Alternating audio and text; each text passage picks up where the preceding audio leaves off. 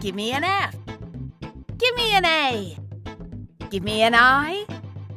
Give me a... Oh, God, sod this. We'll be here all bloody week. You know what you're listening to.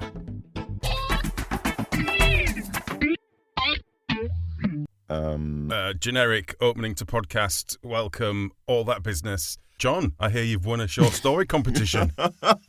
You said you had information about a short story competition. I'm assuming Whoa. You've won. Can we just... What? I mentioned a short story competition, and you're now thinking, why would he have mentioned that unless he's won? Got through to the next round? It's a round thing. Oh, right, okay. You won the round. Guess who's through to the next round of a short story competition? You?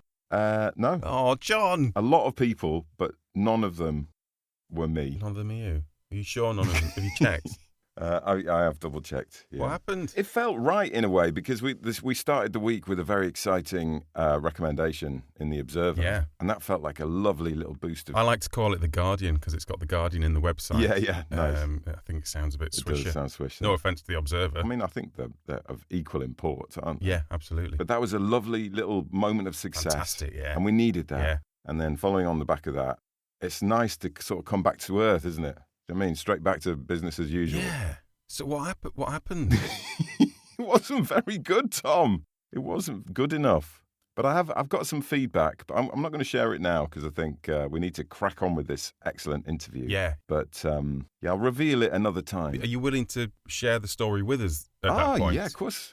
Yeah, even though it's obviously now it's inferior. It is rubbish. I mean, that's. And I have got the feedback as well. Right. I'll share that with you as well. Can I quickly ask now? Do you agree with the feedback? Some of it, yeah. Right, okay. It's interesting because I don't know if you remember, but last week I mentioned the fact that it probably wasn't the right genre. Right. Was that picked up in the feedback? Weirdly, it didn't come up in the feedback as like a criticism. Oh my God! So even though you completely got the wrong genre, that wasn't the worst thing about your story. No, that wasn't the worst thing. Oh, I can't wait. But what was weird is they didn't bring that up as a criticism, but they did say this was an excellent thriller. And it wasn't supposed to be a thriller. It was supposed to be a horror. So I feel like the person who was giving me that feedback forgot that it was supposed to be a horror. Oh, we look forward. I'm speak for everyone here, John. We look forward to hearing that in the future and hearing the feedback as well. That'd be brilliant. Yeah, good stuff. In a way, I feel like it would have been disappointing for our listeners if everything had come up roses. Yeah. Do you know what I mean? And if in series 3 everything started to happen for us, it would just ruin the whole thing. Yeah, it'd be the end, wouldn't it? Yeah. Yeah, God. exactly. So, we're back. Normal service has been resumed. Speaking of successful writers, which we weren't, but indirectly we were, and we've got a lovely interview with Stuart Turton, haven't we? We have indeed. Nice chap. Yeah. And we really tried to confuse him with our bizarre little, what would you call it? Like a little challenge that we set up. Yeah, a little murder mystery, didn't we? Yeah. But he managed to come up trumps, I think. He did, even though a great deal of it made no sense. But for some reason, we've left it all in and not edited it out. I don't know why. That's happened. Yeah, so we did the murder mystery, didn't we? Because Dave's on the interview as well. So there's 3 of us, and that one of us would be murdered, one would be the murderer, and one would be innocent. So we did leave lots of clues as well. So on the Zoom, we had little things, didn't we? So I changed my picture to some I shouldn't say we'll give things away, John. Don't say. What we will do is we'll post that on the blog. So if you want to see what Stuart Turton could see, little clues. Yeah, so we changed our names and stuff, haven't we? Yeah. Do that before you listen, and listen out carefully and see if you can work out who the killer Why is. Why not? Who the dead body is and who the innocent bystander is. Okay. Should we crack on then? Welcome to the Failing Writers podcast, Stuart. Thanks for joining us. Thanks for having me. I appreciate it. You're very welcome. This must feel pretty great to you. It must feel like the culmination of everything. Do you know what? When I got your email, I was like, I've made it. I finally made it. There was all those awards like the Costa, the Gold Dagger, and now finally an invitation to the Failing Writers podcast. My wife was like, Stu, why are you crying? I couldn't tell her. I was too emotional. No, we're genuinely thrilled to have you on. Thank you very much. I've got to ask you a question before we properly get going. Before we start asking you questions? Before we start the question. Pre-question. Yeah, I like it. This is what I'm in for. So we're kind of assuming that being a murder mystery writer, you quite like a puzzle. No, No, No. cut you off right there. No, fuck that. No. Well, that's a shame because as you're known for your wonderfully twisty plots, we thought we'd give this interview a little twist as well. Now, this might not work. Almost certainly won't work. But if you're up for it, throughout this chat, we're going to casually drop in some clues about a murder that has taken place. Ooh. And your job is to work out which one of us has been killed, All right. who the killer is, and which one of us three is the innocent bystander. I think it's Simply by Dave. using I've not heard a your lot from deductive Dave. I think Dave's dead. I'm just a quiet person. So you up for it anyway? Yeah. It's just a bit of silliness. Yeah. Good. While we have a little natter. Totally. Like you can't see me getting out my sort of like murder board on the wall, getting my pad out, and taking it far too fucking seriously. Just licked his Brilliant. pencil. He's got his notebook flipped open. Okay, so boys, what's your first question? Yeah. So if you think you're onto us, wait to the end to reveal who you think the killer is. We'll have a sort of Poirot-esque. We'll gather the suspects into the drawing room type chat and see if you got it right. I mean, there is, like I say, there's a pretty high chance this won't work. You've got to take risks, haven't you, to get results? Absolutely. Yeah, you've got to. Do you know what I mean? Yeah. High wire podcast on the edge. Exactly. Love it. Yeah. Well, let's do this then. First proper question. Well, we'll see. Go on. I'll be the judge of this. All right? Well, it's one of my questions, and my questions are a bit weird usually. Considering you're an internationally best-selling author, I couldn't help noticing a tweet of yours from July last year, which felt very apt for the Failing Writers podcast. And it went like this. This will come as absolutely no surprise to anybody who knows me, but I have no fucking clue what I'm doing. Buy one of my books, will you? At this rate, the next one will be along in 26 God, years. He's a funny guy, isn't he? Oh. And well, I think we could all identify with that. Yeah. But it's always really nice to hear that the professionals feel like that too. I was just going to ask you, what do you struggle with specifically during the writing process? It's all hard, and that comes across as kind of like slightly facetious, but it's all hard. The easiest bit is that 10 seconds before you start, when everything's possible, Oh, yeah. and you've got all the ideas, and it's brilliant, and it's perfect, and it's wonderful. Oh, yeah. And then I've discovered, because I'm writing my third book now, I'm about to turn my third book in, and all the mistakes I made with my first book, I replicated in my second book and then made more mistakes.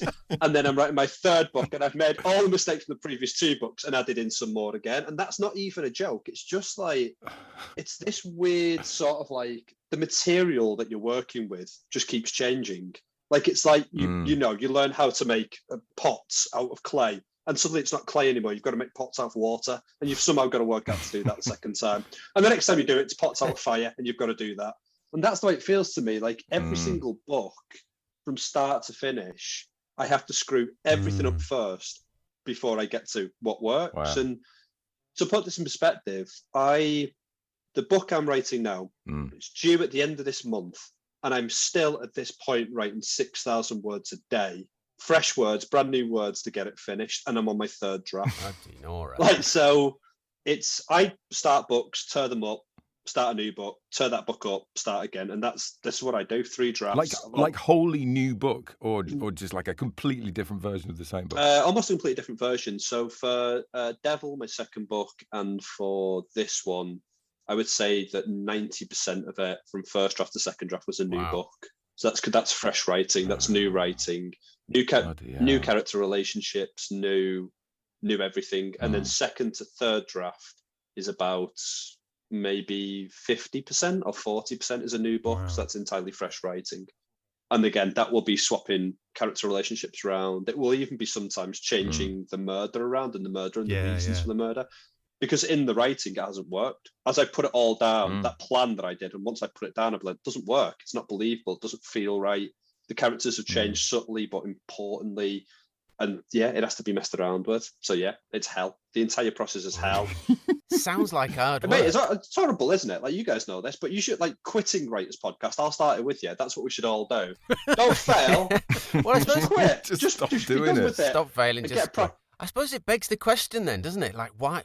What keeps you going? Why keep going? Why do you do it if it's such hell? What drives you on? 2 reasons. 1, I'm shit at everything else. And 2, it pays the bills. I think there's like, I say this openly and honestly everywhere I go, there is a financial imperative to writing that you can't often ignore. It takes so long to do this job. It's so hard. It's so intense. I can only do it if I'm getting paid. Like I have to be paid to do it. I have to be paid relatively well to do it, because otherwise I could go off and be a barrister, or I could go off and be an architect. I could go off and do a number of other jobs. And it sounds very mercenary. Yeah. But like people ignore it. They think there's some magic to this job, and there is a certain magic to it, but there's also a certain starving magic to it. Like if you're not getting paid, you're not feeding your bills. And I've got a young daughter, I've got a wife, I've got a house, got a mortgage. Like it needs to pay the bills. So those two reasons, on the lowest of low days, I'll be like, this is how you make your money, fella. Just go and do your work. Yeah, get on with it. But that first book, that wasn't the reason for doing it, because you're not necessarily going to make money. No, but I was a journalist before that, so it sort of was the reason to do it. So I've always made money from words. That's always been my job. It's always been. There's always been that cost calculation too. You put this amount of words down on paper, you get paid this amount of money.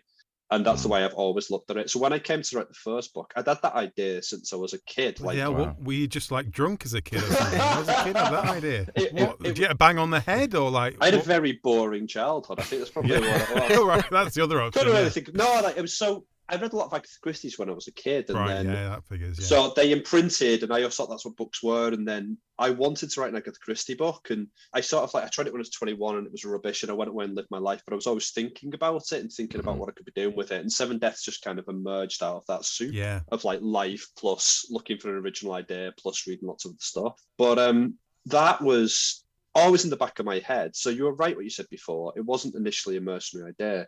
It was very much sort of like, I'm a journalist, and I don't know if any of you lads know any journalists, but the sort of almost the end state of journalism is to write a book. It nearly always is. Nearly every journalist has got a book in a drawer somewhere, half a book. It just felt the natural evolution of what I've been doing for a career. So, but I took it to extremes and left a job and sort of like did a lot of other mad stuff to write the book. But it was very obvious early on that it was really hard to write that first book. And again, because I'd gone freelance, money wasn't exactly pouring in at that time because I needed a lot of time to write the book. I just got married and we were really struggling. So weirdly, that first book really cemented how this career had to go for me to carry on doing it. It was just like, because otherwise I'd be divorced by now, and through no fault of my wife's. Failure is not an option. Well, it focuses the mind, doesn't it? I was going to say, in terms of focusing the mind. So as you move through book 2, book 3, hopefully book 4, who knows? We'll see. Do you end up putting a lot of pressure on you before to have kind of that killer idea? Is there a lot? What do you do in between when you go, right, that one's done, and then your publisher's going, right, what's next? What's your next great idea with a big twist? Oh, you see, I don't think the ideas are the problem. Time is the problem. All right, okay. For me, I have ideas at the wazoo. Like so basically, I've got about 15 or 16 just written down on a desktop document, ready to go. Right. And it's about. There's loads of things, calculations that go into me sort of deciding what book I'm going to write next. Like is it different enough to the last book that it's going to keep my interest? Are the characters different enough to the last set of characters that I wrote that they're going to keep my interest? Because at the heart of it, there always has to be a murder mystery. You always have to, some sort of detective, you always have to have a body, you always have to have a motive. Yeah. But past that, I'm very lucky with my publisher. She's very forgiving, and I'm allowed to do sort of whatever I want around that sort of like around that nexus. So what will always happen, and the reason why my first drafts are so rubbish is because almost every idea I've possibly got, I'll put in the first draft. And it will be, they routinely come out at about 160,000 words, the first draft of my book. Right, but that's a kind of a deliberate choice. You're kind of just chucking everything down, vomiting everything up. Yeah, exactly. Brilliant. Going all ends. Honestly, it's both, it's literally all ends. It's like, it's vomit, it's poo, it's wax out the ears, it's tears, it's blood.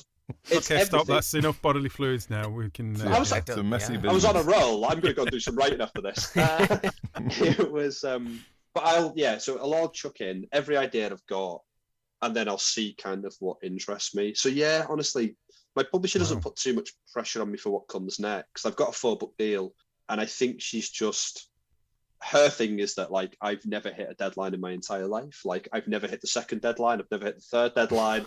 You're very lucky if you get to 6 deadlines and I'm anywhere near them. What happens when you go over a deadline? Does anything actually happen? Does someone send you a shirty email, or what happens? No, they're really good about it. So my second book, Devil, missed, I think, 4 deadlines. My agent was the first one to get in contact, and he was like, "Is there a problem?" And I was like, "Yeah, there is." Yeah, yeah, well, no, just one problem. One problem would be nice. Yeah. So I just had a baby about 2 months after I started that book. So I had a newborn, and I'd just gone from sort of trying to wrap my head around this plot to having no ability to think whatsoever. So, but I carried on trying to write. Like, I honestly carried on trying to do the job, and it was horrific for a year. So there was things like that. That was no problem. So they understood, and that book was delayed by a full year because I'd missed the first year. Yeah. And once I sort of explained to them what was going on, they were okay. And then this book is, again, I told you I replicated all my same problems. I thought that was because of my baby, and it turns out I did exactly the same thing this time. Like, I wrote the wrong book first for a full year. I had no excuses this time. Like, nothing's gone wrong in my life. It's all been dozy. And now I'm ripping it apart and finding out what works. So it's just part of the process. And I think they know that now. I think my publisher is just like, okay, what's a realistic date? We can start talking about this. So, I mean, this book was due, I think it was scheduled to come out this summer. The summer gone. Then it was scheduled to come out the following summer. And now it's scheduled for February 2024. So that's kind of where we're at. Probably be summer. Yeah, no, it'll be. I honestly, when I said 2026, I was not. I was generally like, it could be 2026. Do you think it's? I mean, partly you've obviously chosen a genre that, I mean, it's sort of high concept mystery. It's a particularly difficult thing to write. I think it's particularly knotty plotting. Do you think? Yeah. I don't know. Like, you guys must have this. I don't necessarily feel like, oh God, this is going to come across as pretentious author wank. So please edit this out. Brilliant. But this is going in the clip we'll use on Twitter, probably. Yeah. Lovely. Yeah. The problem I have, I think, is that I've completely forgotten what I was about to say. What was the question? What were we talking about?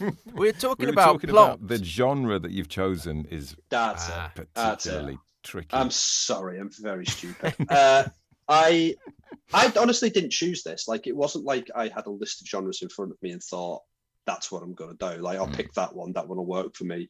This is the only way I can write. Like, this idea of, like, my agent described it as high concept. I'd never heard of that until I delivered the manuscript to him and said, what do you think about this? I didn't know that was a thing. I just wrote because that was the interesting thing to write, and it went into the genres it went into because that's where the story was, and that's the story I was telling, and I naturally went into there, to the point where I'm utterly baffled by anyone who could write like a procedural detective novel, because I don't know how you stay in those boundaries. Like, that's a hell of a skill to me, to be able to sort of understand your genre so perfectly that you know how to operate within those boundaries and give your audience exactly what they want within those boundaries. So for me, because if my story sort of veers into romance, I write romance for 10 pages and then I'll come back to, which is, it's not, I think maybe if I'd been professionally trained or something, maybe I'd have a better understanding of kind of what I'm doing, but a lot of it is instinctual. A lot of it's just kind of like being dragged around by the story and telling. Yeah, well, I was going to ask about that because, it does all seem very sort of intricately plotted, and I mean, I'm sort of desperately in need of a plot myself at the minute, but it reminded me of when we were talking to Jeremy Dyson about the sort of series 3 of the League of Gentlemen, and that seems like really intricately thought out and put together. And he said, no, we just had all these different strands and it just sort of came together at the end. So do you have a similar kind of process where you just sort of work on different bits and it slowly falls into place, or do you have a really clear idea of how it's going to come together when you start? I have a very clear idea of how it's going to come together when I start, and then I start writing it and fuck that up totally. So, like, I have an idea for how I plan everything, and it nearly always goes wrong quite early in the writing. I'd love to see you one of the times where you planned it and it goes as planned. You're like, shit. This is boring, isn't it? What we're doing What happens now? Yeah, my publisher gets a book in like 6 months, and she's like, and they're like, hold on a minute. Yeah, exactly. But I do. So I do plan, and I plan intricately. And it never sort of, it came out that way in Seven Deaths, I think, because it absolutely had to in Seven Deaths. It didn't for Devil. It's not going to for this one. This one, especially the final book, is going to be completely different to the plan I put down. But each book, what I've got more than a plan sort of is a feel for how I want the audience to feel by the time they get to the end of it. I really like the idea of dense plotting, in the sense that, like, each character for me should be able to hold a book to themselves. Like if you wrote a book about that character, it should work. They should have an arc through the book, which the audience could follow and would be interesting. They have their own things that they want. They have their own challenges. So I try to plot every character so they've got that, so that when the detective is investigating the crime, what they're actually doing, they're not finding red herrings. I hate a red herring. That's an author thing. That's an author messing with an audience. It's not in story. It's a very meta construct. Yeah. What I want is a kind of like, I want all my characters to have stories, so the detective is constantly just solving the wrong mysteries. They're just kind of like bumbling, trying to get to the mystery they want, but they've got to get through all this other shit first. And like all of that is interesting, and all of that should be woven into the story, and it should tie into why these characters are in this place doing the things that they're doing, and it should never feel superfluous. But if you look at it very clearly, it's almost like you could pull that thread entirely out of the book and the book would still work. It should be fine. And so I love that. And I love the idea that when an audience goes back and reads the book again, they see things that they didn't see the first time. I love that sort of identity. It's a nice feeling, isn't it, when you sort of go back over and say, oh yeah, I thought that was something. Yeah, exactly. So it's that. Or even better when as a reader, as I did in the Seven Deaths, where you miss something that's bloody obvious because you're just reading. Yeah. And then it just smacks you and you go, oh, of course. Yeah, it's because you're playing against the audience's training, right? So the audience is taught to just skirt through the book and sort of like trust the author. But like if you ask them to engage, that's a very different muscle to sort of like activate. And some readers really do that. Yeah. They will write things down, obviously, and they'll make notes and blah, blah, blah, and do all the other stuff.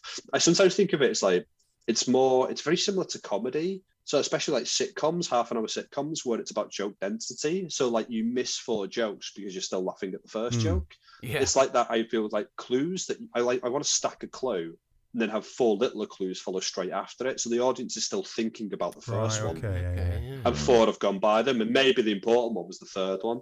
So it's kind of that sort of stuff. But again, that's incredibly difficult to plot before you've written a word. So I'll often find that stuff while I'm writing, because I'll be like, oh, that character should be talking about this. These 2 characters could be bringing this up. It's important to them. And I'll never find that until I'm writing. So what does that, when you're mapping a story out, what does it actually physically look like? Is this like a floor of Post-it notes, or is it like a massive roll of wallpaper, or what? Or is it plotting software? Spare room that looks like a serial killer lives in. What does it look first like? I go out into the world and I murder a person. And then I see if... I like that. I think everyone should try that. Yeah, it's way more practical than I was imagining. Yeah. No, I'm very hands-on, honestly. I'm a big fan of that. Yeah. It's authentic then, isn't it? I think so. I think people think I just dial this shit in. But no. Yeah. There's quite literally blood on my hands, and skeletons in my closet. No, so the plans for all the books are completely different, because the plans and the planning for me sort of needs to reflect the tone of the book, which again is pretentious author wank, but they do. So Seven Deaths, because it was such an intricate novel, that was an Excel spreadsheet, and that was every 2 minutes of every character's day on a spreadsheet. Wow. So I knew where everybody was, and then I took all that information and I put it on a map of the house and grounds, which I'd drawn, and that was like a big sheet of paper, stuck it to the wall, and then I was like, right, this person, because that book, there should be no cheating in my books. There should be no sleight of hand. I didn't want a character time warping across from the cemetery maybe to the house, when that journey would have taken journey would have taken 10 minutes and it takes them 2 because they suddenly need it to take 2.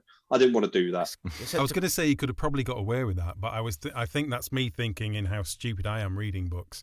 But you probably couldn't have got away with that, could you? With the way that some fans and readers, like you say, will take notes while they're reading, will delve into it, and then it would pop up on an internet forum at some. Well, actually, there's no way. I was thinking how depressing it would be to plot my day on an Excel spreadsheet in 2 minutes. It would just be completely blank. Yeah, so that was the first book. But you're completely right. Like, I knew from the start going into that book that the promise I was making was that it was an Agatha Christie style mystery, and she always plays fair with her audience, so I had to play fair. I knew that if it worked the way I wanted it to, people would want to read it again a second and third time, and if they did that, they would notice any shortcuts I took. They would notice when I cheated, and that would blow the entire book apart. Like, they would never. That's all they'd ever talk about. It's all they'd ever say to people.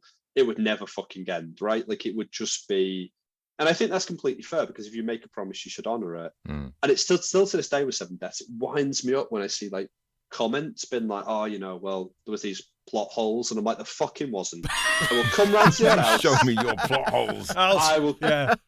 I will fucking come round there with my spreadsheet, sunshine, and I will.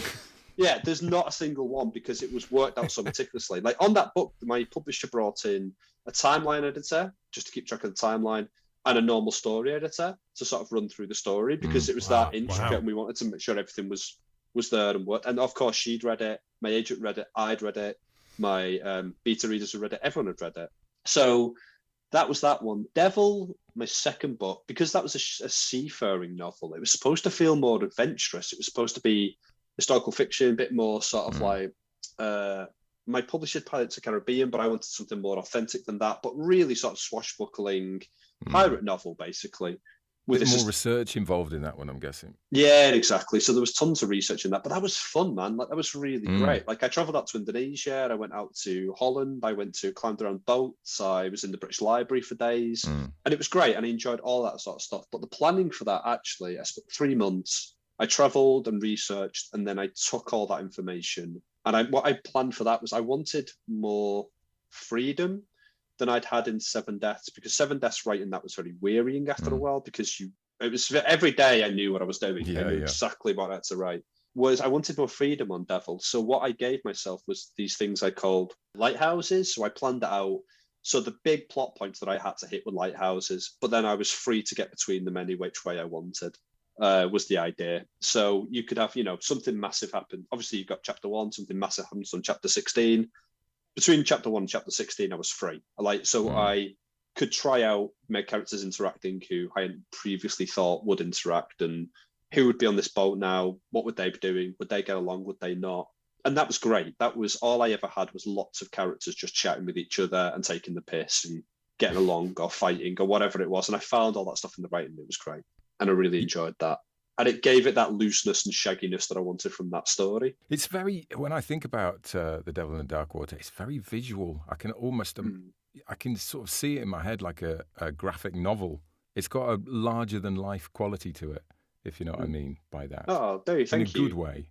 Yeah, I read it very quickly. It's one of those books that you just sort of have to keep reading, even when you're knackered and you should be getting some sleep. Oh, cheers, pal. So what was the starting point for that book? Where did that spring from? That was, I wanted to go in a completely opposite direction to the Seven Deaths, was actually the starting point for that, which is a bit of a weird starting point. But I was aware that Seven Deaths came out and did really well. And I knew just from conversations and just from looking at a bit of Twitter that everyone wanted the 8 deaths and the 9 deaths and the 10 deaths. And that's what people had sort of laid out for me. And I wanted to make it very clear straight off the bat that I was never going to be that guy. That's not what I'm going to do. They're not the books I'm writing. And I wanted that to be clear for everyone. So my publisher was really good, but I just wanted to make sure for her that she understood that I'm not going to do that again. We're going to we can go forwards, we can go backwards, we can go side to side, we can go whatever I think was an interesting story. And I'd come across the idea for this when I was traveling, when I was 21. So it'd always been in my head, and I was fascinated by the period, and I was fascinated by the occult. All this stuff that you talk about has been larger than life. A lot of that actually just came out of the research, and it came out of the period, and it came out of the idea that I wanted to turn all that into a grand swashbuckling novel. And it was quite naturalistic, but the starting point was generally that. It was like, no, I'm not your sort of time travel body hopping murder mystery guy for the next 20 years. Well, that's the thing, isn't it? If you do 2 of those, then that's it. You've had it, haven't you? Yeah, and then I thought, for a while I thought there was a sequel because I saw the 7.5 deaths. So that was the American version. Why did they do that? Why did they call it that? Was it just because they like imperial measurements? I mean, there's 2 things in that, right? One, is this, I guess, the spoilers. If anyone's listening to this, there's spoilers about to come up for 7 Deaths. So, turn off now and then come back to us in a minute. But the 7 Deaths is obviously a play on words, right? Because you learn at the end the 7 deaths of Evelyn Hardcastle are the 7 murders committed by Evelyn Hardcastle, not the 7 times that she's died. That's the joke of that title. So the idea was that the biggest clue of the book is on the title. You've read it before you even get into, and I don't know if that's picked up by everybody, but no, it's not, Stuart. Oh, right, okay. Well, you could have brought that a bit more gently now. I feel really stupid. Sorry, mate. Like, I mean, I have to say, I'm guilty. I don't read that much at all. So you should feel very honoured that I actually read your book. well, thanks very much. But yeah, that completely passed me by. Oh, right. So okay. thank you for flagging that up. What'll happen now is you'll go back trying to make out whether that's bullshit or not. But how many times did you? Hell. No, there's definitely eight. But no, that was the idea. So the entire thing was a joke. It was a play on those words, and it was the idea that I'd given you the biggest clue before you get into the book. Oh, you bugger. Yeah, exactly. It was what we talked about earlier, right? Dense layer of clues. So then the US are like, we're changing it to 7.5, and I'm like, you're not! No, you can't! Like, startlingly, you've missed all the nuance and subtlety, America. Yeah. How did that happen? You are killing me here. But they did have a good reason for doing it, because it came out in the US about a year after it came out here, maybe a little bit less. And in the intervening time, The Seven Husbands of Evelyn Hugo had come out by Taylor Jenkins Reid, which had been massive, absolutely massive. And they were just worried that people would conflate the two books, confuse the two books. And we went round the houses, honestly, for months trying to come up with a new title. They were like, we'd like a new title. And I was like, well, I ain't got one. Like, it took me years to come up with this one. And they were like, try. And we had some real shit on there. Like, we had, because everyone was so desperate. Like, titles were coming flying across, being like, oh, we'll call it The Everlasting Life of Evelyn Hardcastle. And I was like, have you seen what happens to her? Where's that coming from? But that's like it's a marketing title, because there would have been another book out similarly at that time that was about somebody living multiple. I don't know. So it's stuff like that. Yeah. And it was like, on all these titles, and we were getting increasingly aggro with each other, me and my US publisher, because we couldn't come up with a title. And eventually the CEO of my US publisher just stepped in and was like, we're calling it The 7.5. That's done. The end. We're not doing this anymore.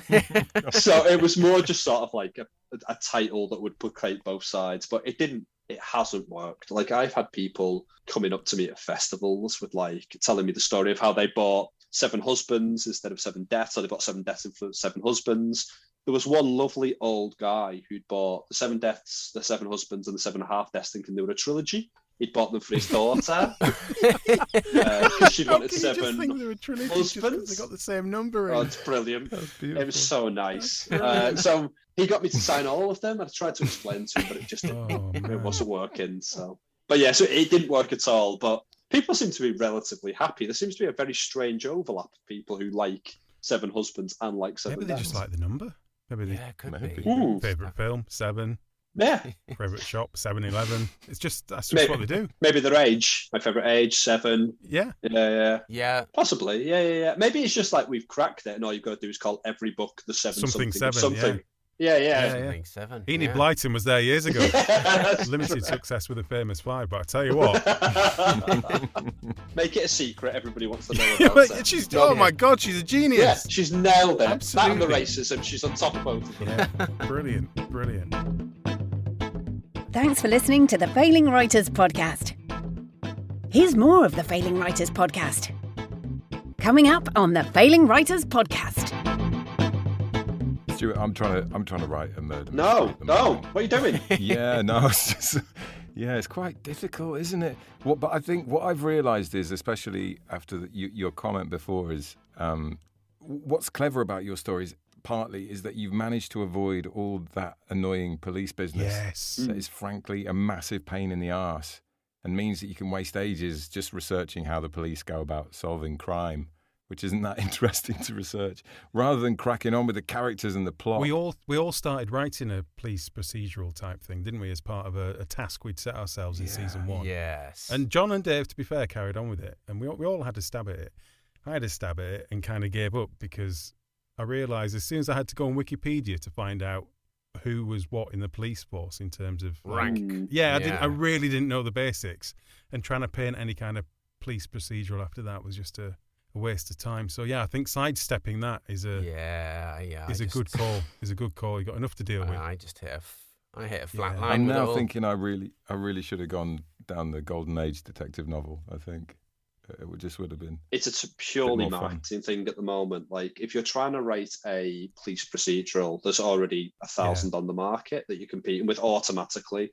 And same with Golden Age now. There's tons of Golden Age stuff coming out. So, like, again, if you're going to write a Golden Age, you sort of need to put the market's all over the place, isn't it? Like, again, what you need to do, I think, is just find characters who work for you and find sort of like some sort of plot or something, one thing that works for you, and just write it and hope for the best, because like otherwise you are going to get it's got to be written from you, hasn't it? Not trying to fill some niche. To be fair, that is exactly what I'm doing, because I don't know anything about the police. I'm just writing it and hoping that this is what the police do. And at some point in the back of my mind, I'm thinking, well, I'll find out, eventually, and tweak it here and there. Cue massive rewrite in a year. Yeah, exactly. It's absolutely ridiculous, because, of course, everything in a detective novel relies on everything that's gone before. So any little detail. Yeah, it's like the butterfly effect of the story. Yeah. It totally is. Yeah. Yeah, that's not how they do forensics. What? So that just pulls this thread through the entire thing. That would be amazing as well if, chapter 2 to chapter 47 could have just been done by a computer in 5 minutes. It's like, fuck! Shit! But then instead of solving it, you just come up with some really clunky plot device to, oh no! All the computers are out. Yeah. Right, carry on. Yeah, the killer's smashed all our police computers. Don't even find out what they're called. He's just smashed all the police computers. We can't use the police computers anymore. And he's turned off the internet. He's using an internet blocker. It could be like sort of like time travel caveman that comes from the past to solve a murder in the future. Oh, there you go. That's good. It's done. Yeah, and he doesn't know how to use computers, so he can't. He just grunts and hits things with a club, which is actually very much what the police do. Yeah. I suppose it's always got to come from something you're interested in, hasn't it? And there always seems to be a bit of a supernatural sort of element in your books, which is something I've sort of recently become interested in. But have you always been into the supernatural? You mentioned the occult earlier on about one of the books. Is that just an area that sort of piques your interest? Yeah, I think no. I'm the most boring bastard you'll ever meet. Like I'm rational to a fault. I can't deal with UFOs. I can't deal with ghosts. I can't deal with the supernatural. I can't deal with religion. I can't deal with any of this. Like what I can deal with is clever people being clever and coming to solutions through that. I love science. I love that search for like this impossible truth that's out there somewhere that you've got to constantly devise methods to even remotely get near, let alone get to. And that's what I want the detectives to do as well. The reason why I'm fascinated by the occult is because I'm fascinated by the idea that people could believe it. It's the same reason I'm equally fascinated by religion. Like I really cannot understand why people can believe it.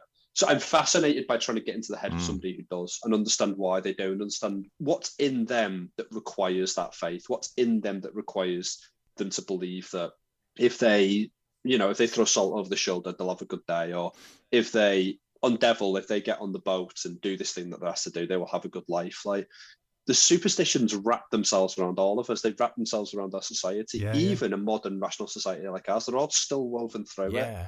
And it's in us, it's in every one of us, which means we're bonded by it, which means it's recognizable by all of us, which means it's something that's worth writing about because everybody will see it in the novel and have a thought about it. And that's like a lovely communal thing to do with your writing. Yeah. It's the idea that when you're at your worst moment, the first thing people pray. They'll just pray. Like they've never prayed before, they'll pray because something bad's about to happen. And it's a sort of like wild toss of a coin.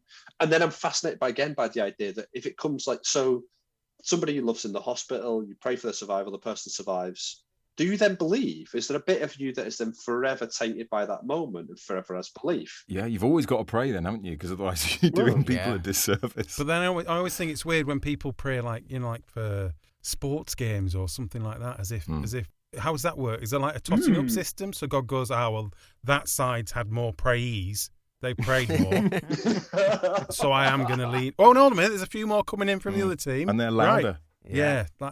It's just weird, the idea that people think they can pray for stuff. Yeah. Well, presumably, if there is a God and he was infinite or she was infinite, then they would just support the first football team, right? That would be like just the first one that popped up. Because let's make. That would be their team because that's what happens. Isn't it? The first one you get attached to becomes your team wherever you are. Which again, then that first football team is probably long out of business, thus disproving the existence of God. So I think we've nailed it. Sorted. I think that's right. Yeah, that sounds. That sounds right. But I don't think God does support Notts County. So I think it's probably. Wait. That music's for me, not you. Sit back down, please. You've still got some more of the Failing Writers podcast to listen to. talking about the sort of mechanics of writing and getting in sort of, because Tom and I had a conversation the other day, but I can't remember how it ended for some reason. But we're talking about like you've got to get comfortable, you've got to get sort of right. Do you have like a sort of favourite desk or a chair or a setup that sort of gets you in the flow? Well, like where do you do your writing? Like Roald Dahl's shed. See, I disagree. I've got a massive problem with this. Like, I disagree entirely with the idea that you've got to get comfortable, you've got to get right. You don't. You just got to start writing. That it doesn't matter where you are. Like, the hardest part about writing is writing, but the second hardest part is starting writing. Yeah. And the only way you do that is literally, it's just to open your laptop or turn on your computer and open a document and just start writing. And if you can do that before your brain's switched on, you'll have a great day. Like, I genuinely believe that. Before you've talked yourself out of it, before you've decided you need to look at the sports score or like whatever it is that you do in the morning, like I make a cup of coffee, I open my laptop and I start writing, and I don't give my brain time to catch up, because then you started. And once you've started, you're all right. You can go, you can be away. Yeah. But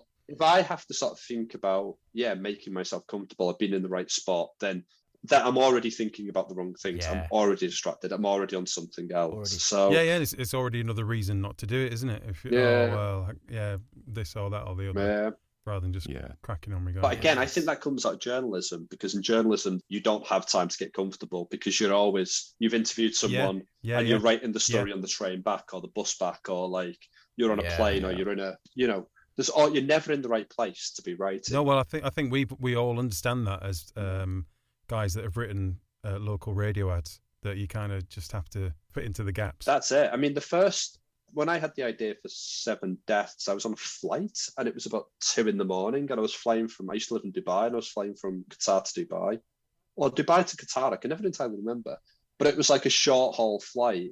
And I remember I slightly fell asleep and I was dozing and I'd just eaten some shitty food. And I remember the idea came as a whole, like, what about if that? And I opened the laptop up and just very quickly wrote about 2,000 words of it, just 3,000 words. It never went anywhere near the book. It was just about trying to sort of amalgamate a stranger seeing through somebody else's eyes and having a chat with themselves almost. And I just wrote it down as a sort of like proof of concept to see if it would work. That was exactly the same thing. Like, if I'd waited for that idea, I genuinely think I would have lost it, or I would have lost the spark that convinced me it was a good idea. What was it that you ate? Perhaps it was a magic food if you'd eaten some bad food. What was it that got you? Some weird airline food. Yeah, one of those like chicken things that is basically generic chicken. Some really salty, potato gratin.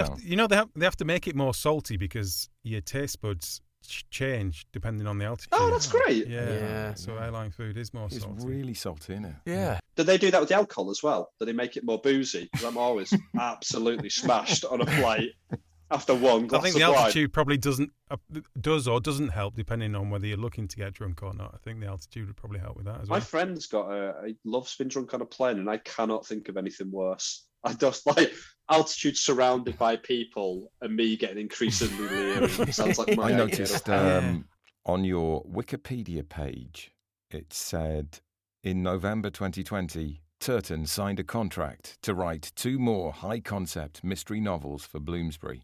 He has described them as nuts. So you're obviously not changing tack here.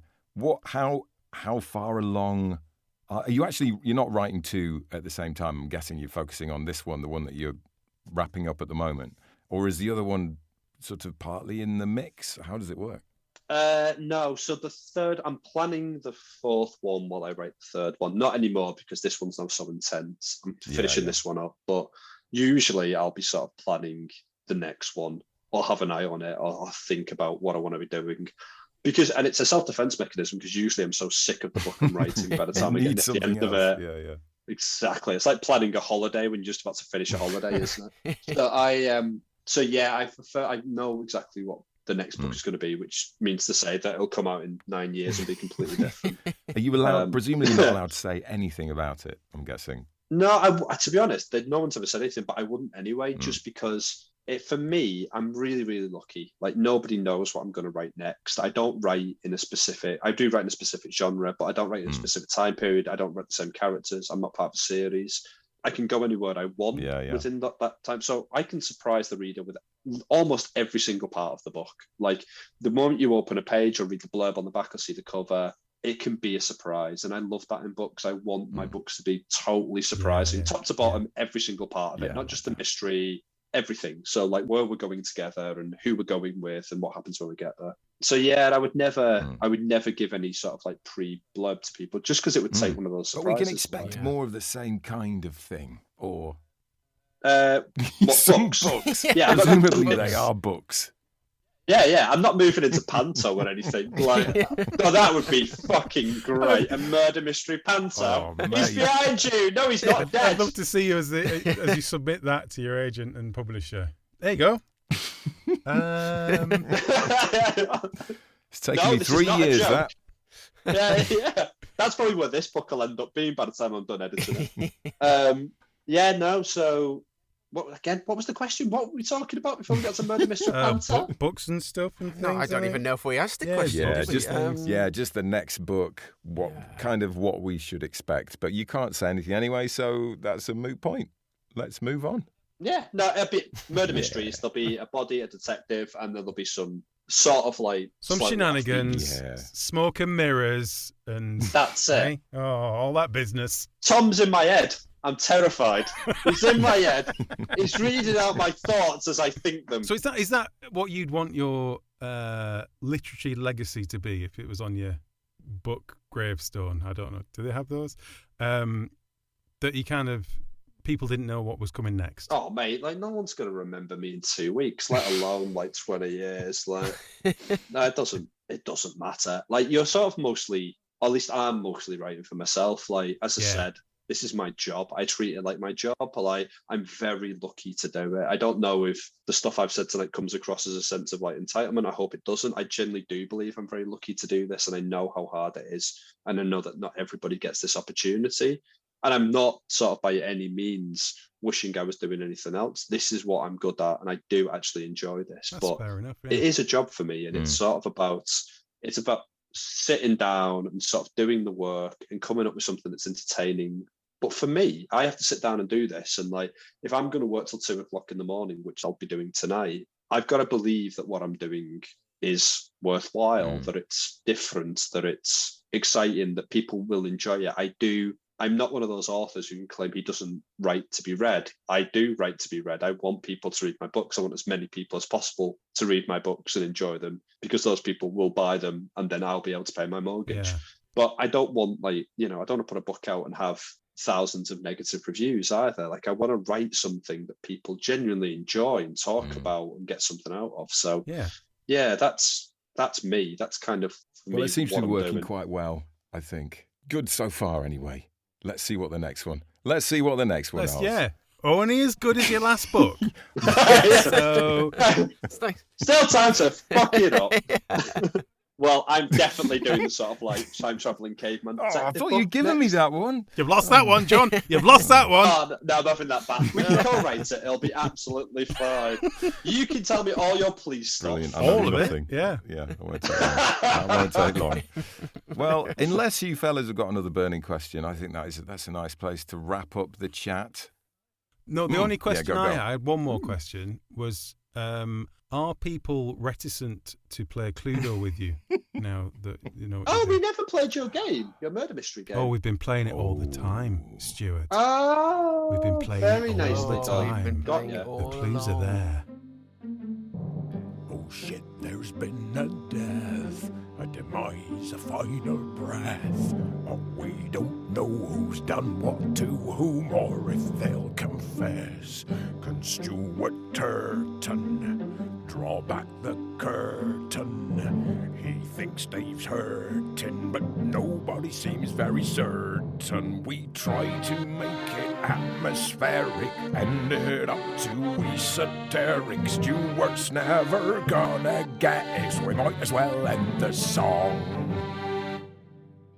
Well, I wasn't remotely paying attention. I think what we hoped. Right, okay. Well, that's the only way it would work. Should we go through to the drawing room? Yeah, okay. Let's retire. All right. Jeeves has lit the fire. Please come through here, Stuart. Can I offer you a drink? Oh, yes, please. Single malt? Old-fashioned, please. Old-fashioned, certainly. And so all there is to do really is to finally ask you, Stuart, have you any ideas which of us is dead, which of us is innocent, and which of us is the killer? Any ideas at all? Right. Well, here's what I've got going for me. We've got a butler, we've got a car, and we've got the rand. So I think this has got something to do with international currency being moved in the car, overseen by the butler, who was killed, and then we've got somebody impersonating his voice afterwards. And then I reckon it was likely... It's always the quiet ones. It was probably me. That sounds about right. I tell you what. Probably I I'll did. tell you what, that better is than a what we much came better up with, story isn't it? than we came up with. Yeah, we might So stick with it's that. Should clear we stick who with the that one? writer is Yeah, here. we'll stick with that one. Yeah. Well done, Stuart. You got it right. That's exactly what we thought. Absolutely spot on. No. Who did it? What was going on? It was the butler.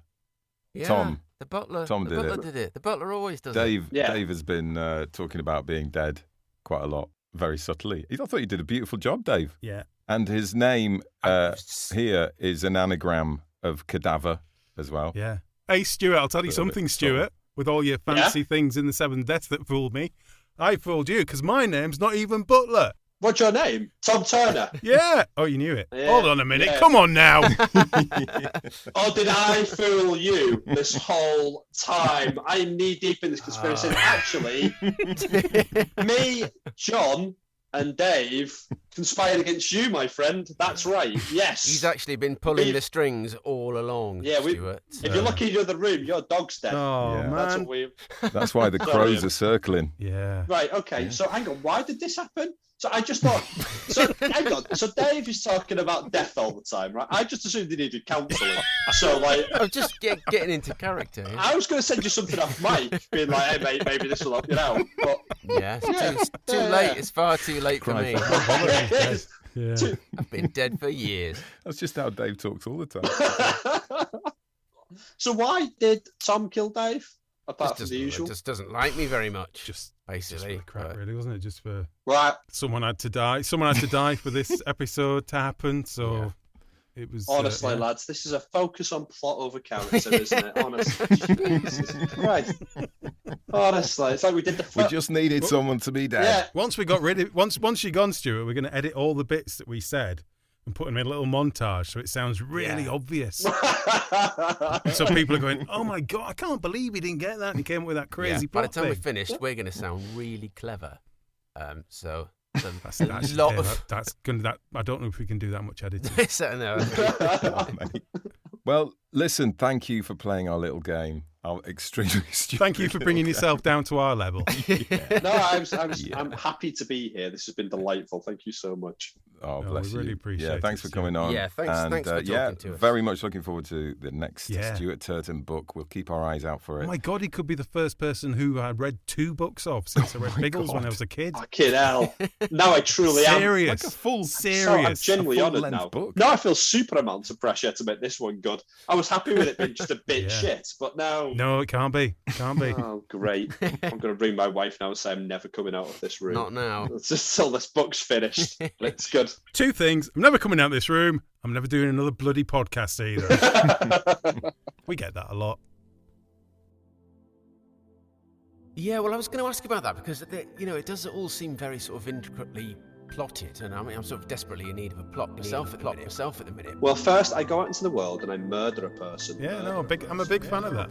Murder a person. Because Tom and I had a conversation the other day, but I can't remember how it ended for some reason. I can't remember. I mean, I have to say, I'm guilty. I'm guilty.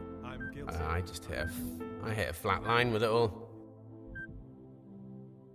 Nice to have Dave back, wasn't it? It was. Davey back in the fold. A little bit of Dave. I thought he did a lovely job of being dead as well, He didn't he? did. He did put some good clues in there. He did. There were comforting aspects to that chat, i.e. just how hard writing is. Yeah. And the fact that everybody suffers, similar doubts Yeah. and struggles. But it was also another one of those interviews that's a little bit perturbing as well. Why's that? Well, firstly, how much work goes into writing a murder mystery. Yeah. And also the fact that that's another person who writes a book and then pretty much deletes it and starts again. Oh, I know, that hurts every time, that, doesn't it? It makes the craft of writing just seem that little bit more unattainable, I think. Do you know what I mean? It's like, if I have to do that to get to the, to become a bestseller, I don't know if I've got that in me. Yeah.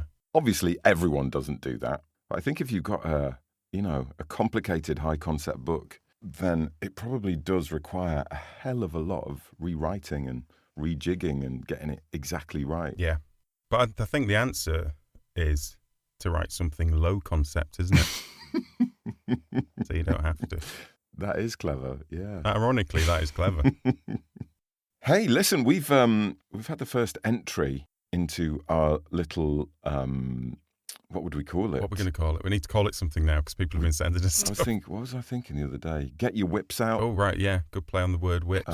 Whipped into shape. Whipped into shape's good. A working title, anyway. Yeah, so we asked people that are listening to see if they were going to be brave enough to send in basically the first couple of chapters of what they're working on or something they've just finished that they're going to send off. Or just their premise. Yeah. If that's what they want to send. So several people have, which is nice, isn't it? Yeah. Which is amazing, really, that they're sending some stuff to us in order to give constructive criticism, considering we're not even remotely qualified to do that. I know, I did think that when I was reading it. I was writing down little notes and thinking, why people? I mean, come on. I mean, it just makes the feature more interesting, doesn't it? Yeah. You know what I mean? The fact that we really don't know what we're talking about. But I feel like we've learned a lot. I feel like we can pass on other people's advice. And we're going to keep it nice and short and sweet, aren't we? Kind of. Yeah, of course we are. So the first person that sent us something in was Craig Margolis, who actually won one of our competitions last year. He did. Or the year before, or at some point in the past. And so he sent us in sort of the first three, and he promised first three short chapters of a book that he's working on. Yeah. Currently in progress, is that right? Exactly, yeah. So like I said, we said we'd have a look at it, and he asked for some honest feedback. And we're going to give it. I know it feels a bit weird, doesn't it? But it does. Craig. So obviously be listening. It was a bit shit. Is that too short or? I'm kidding, Craig. I'm kidding. Goodness me. Where do we start, John? Where do we start? I'm going to start. No, do you know what we should start with? Before we rip this to shreds, here is an excerpt read beautifully by Mr. Jonathan Rand.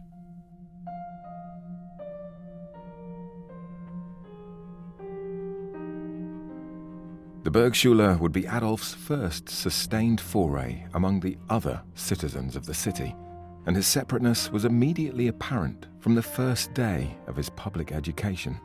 Laden with books, Adolf waddled down the main hall.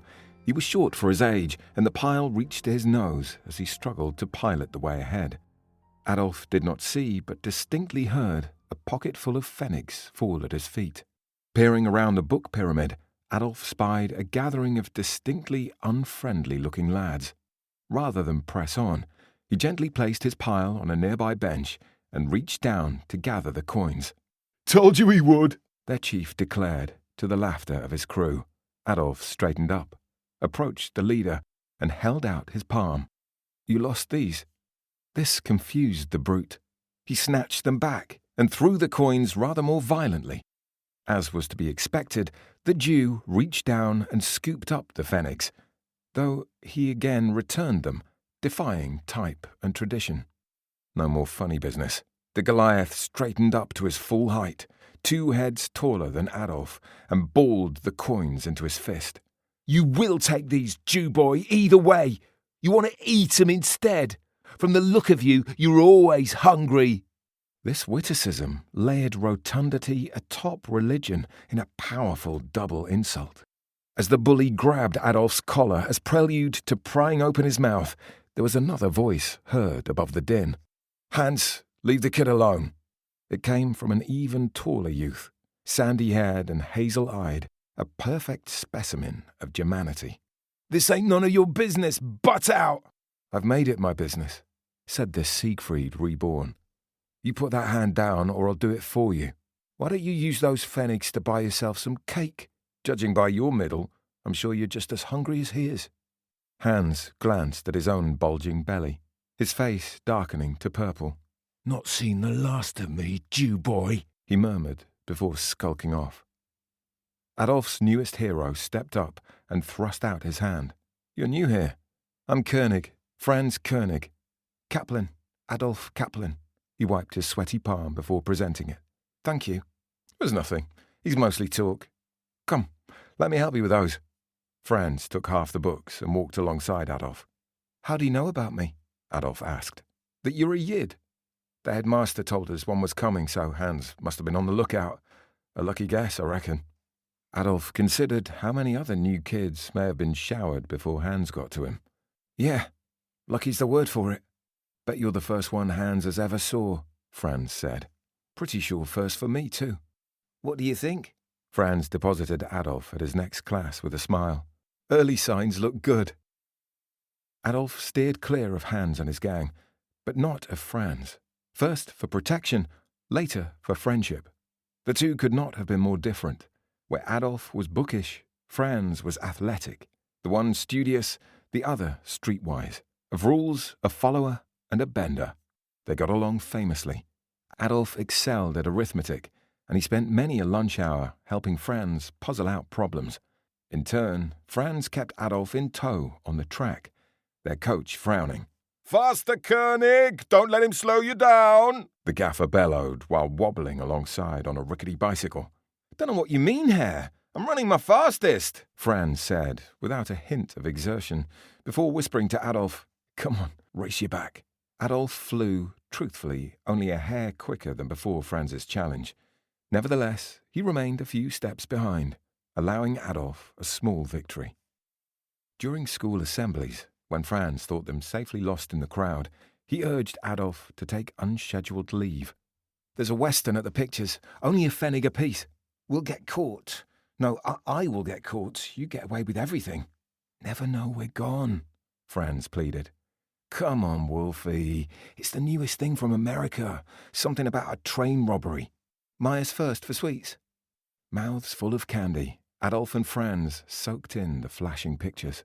The matinee audience, comprised mainly of other suspiciously available schoolchildren, gasped collectively as a bandit leapt from horse to locomotive, guns drawn on the engineer. The train ground to a halt as the bandit and his compadres duked it out with the guards over bags of loot. The outlaws jumped back to their mounts for the getaway, a sheriff and posse seen over the horizon giving chase.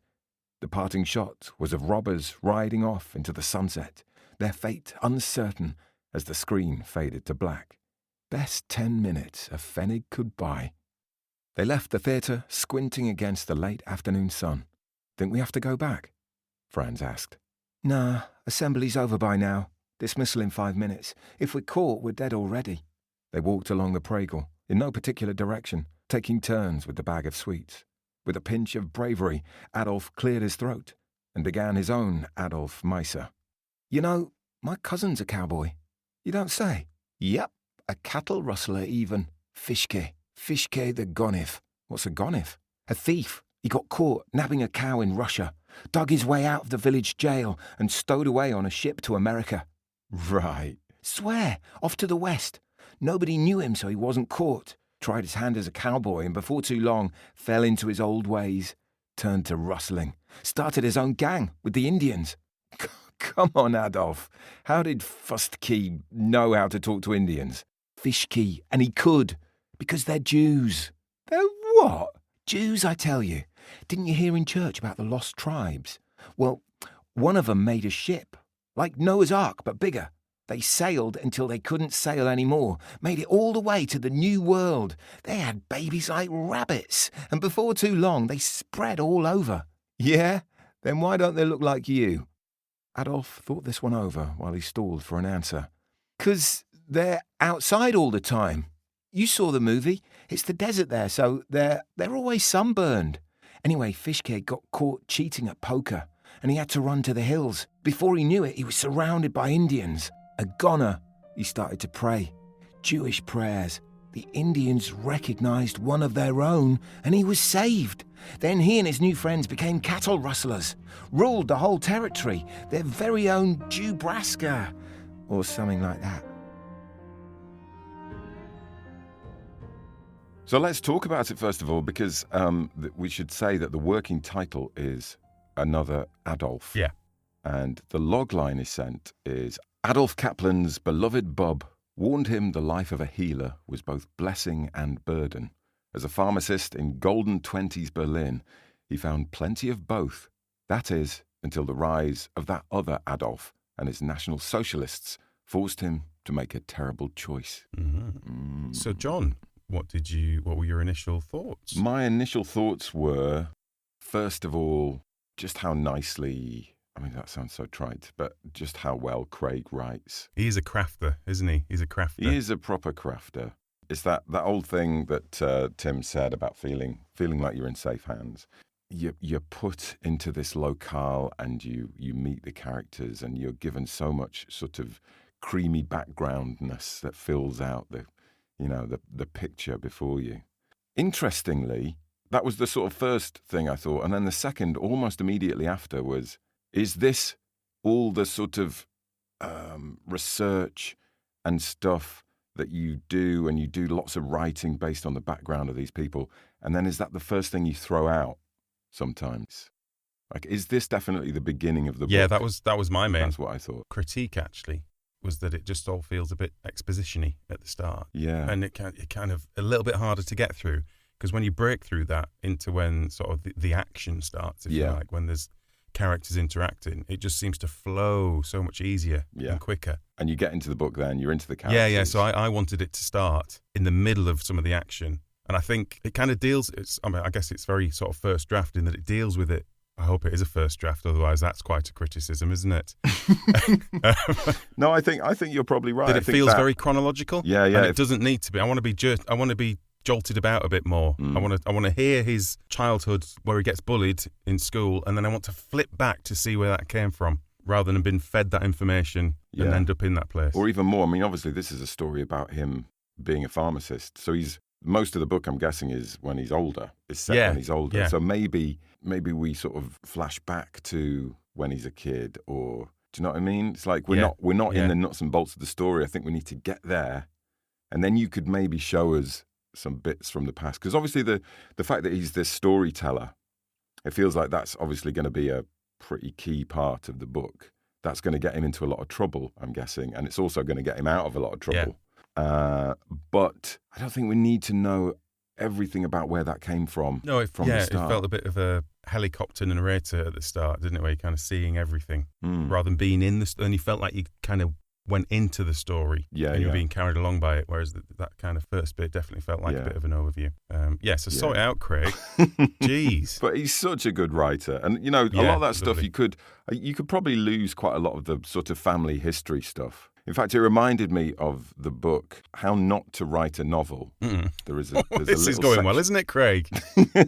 No, but there's a little section in that that's like so many writers, because the writer of that, or the writers of that, have done a lot of editing and seen a lot of people's manuscripts. And I think almost all new writers do that. I did that in the first novel that I wrote. It's like you're creating the story from scratch, obviously. Yeah. And you feel like you've got to go back and sort of have that conversation with yourself about the characters and about where they came from. But actually, it probably doesn't need to be in the book. No, it's a bit of a safety net as well, isn't it? Yeah. So no one can come along there and go, why was he like that? Why did that happen? Actually, if you read page 4, where I clearly outlined his childhood trauma with the blah, blah, blah, do you mean that you've got to have the confidence just to... Yeah, just dive into the story, and some of that you can refer back to later if you feel like it's important. But I mean, I don't actually, weirdly, I'm saying all this, but I actually don't mind all this sort of the history stuff. No, I guess it's horses for courses. And it's like the history of the, the movement of Jewish people. And I mean, it's interesting as well. And I think as well, there's that thing, if you called it a prologue and started later on. Although people tell you not to do People that. tell you not to do lots of things, but if it makes sense for your story, it makes sense for your story. Also there was another Twitter thread the other day about swearing in books. Do you use swear words in your writing? Depends on whether the characters will swear or not. Yeah, it's just kind of like, what? And then people go, I won't read a book if it's got swearing in it. Presumably they like a very specific kind swearing. of book. Yeah, no, there's only just a couple of swear words that they'll stand by, but the rest of them they don't like. Two light swears per book. But I'll tell you one thing I thought Craig did very well, and this is something we've seen in his writing previously, is without leading on it, he gives a very good feel of the time that we're in. Yes. But he doesn't do absolutely. anything to do it. It just happens underneath the story. He is very good at Less that. talented writers would over-explain some feature of a building or I know what you're do you saying, mean that yeah. kind of... Yeah, it's just the way in which it's written sounds a bit older. Yeah, there's just... For that particular bit. It feels of that era, that kind of first Yeah. half of the 20th Yeah. century, doesn't it? It does. No, he's a very good So would you writer. say it's worth Craig continuing with this, John? As is ours, obviously is our position to judge on these matters. I'm really looking forward to reading more. I want to read more. I think once you get into the nitty-gritty of the story, I feel like it's going to be really Yeah. interesting. I mean, it's a particularly interesting moment in time. Yeah, you've got a Well, lot of historical happenings that everyone's very aware of, very good shared cultural things that you Yeah. can just use, can't you? Yeah, and the characters, it's a really nice character. It's a lovely idea for a character, someone who almost can't help themselves, but, tell these stories. And the fact that they all have this sort of slightly kind of biblical quality as well. Yeah. I think that's lovely. So, yeah, looking forward to reading the rest. But, yeah, my only tiny criticism is get to the story. Get to the story, Yeah, Craig. Jump into the action quicker and Mm. then feel free to come back out of it and go back to wherever you want to. Yeah, because you don't mind that, do you? You don't mind. Once you're into a story and you're into the characters and you want to know what happens next, you don't mind a bit of exposition. You don't mind a bit of meandering. No, absolutely not. But yeah, it's asking a lot of a reader, isn't it, to go through that at the start before there's any buy-in to anything. I think you, like you were saying, you got to have the confidence just to go, here's my characters. Are you interested in them? And you don't actually have to explain everything about them, and that's all right. And I think probably the best compliment I can give it is that when I got down to page 22 where it ends, I kind of went, oh. Yeah, same. I was looking forward to having a bit more. Keep sending us it, Craig. We could Yeah. keep reading. Yeah, 3 chapters Do at a this time. every week. It's probably, it's a good way to get Tom to read a book. But thank you very much for sending it in, Craig. I Yeah. hope that was okay. Bit weird relying on us for feedback, to be honest. It's not going to do you any good whatsoever. But fortunately, there's been other people stupid enough to send us stuff in as well. And also, Craig is almost certainly just going to ignore that advice because he knows who it came You from. just sit and chuckle and go, I knew they'd say that, the idiots. That's why I sent it. Speaking of how not to write a novel, the book, that is a very good book, very entertaining, actually. It is. It's excellent. We should have a dig around and see if we can get one of the authors on the podcast.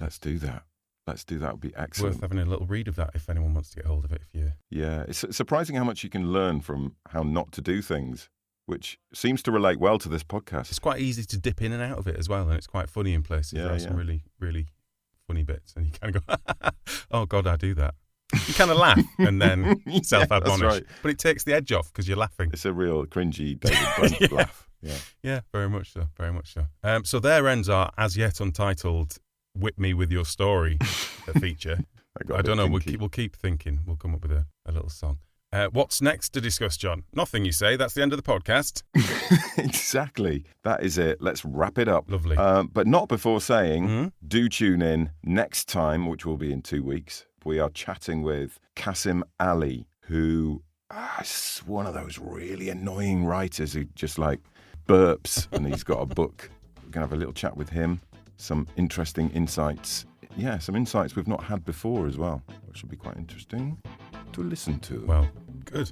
It is good, Tom. It's very Lovely. good. Bye for now.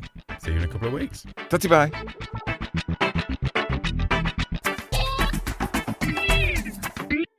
Hello? Hello? Where's everybody gone?